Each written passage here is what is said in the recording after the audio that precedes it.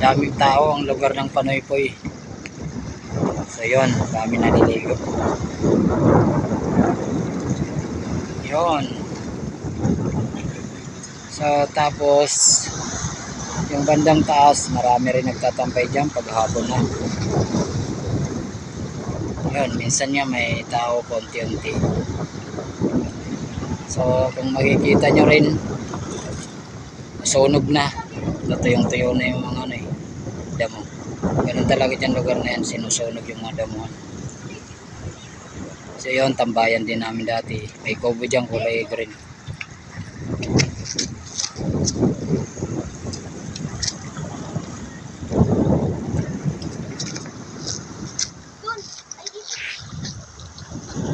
Mga bata, nangunguhan naman. Talaba, kung tawagin dito. So sa probinsya kasing tawag dyan ay sisi.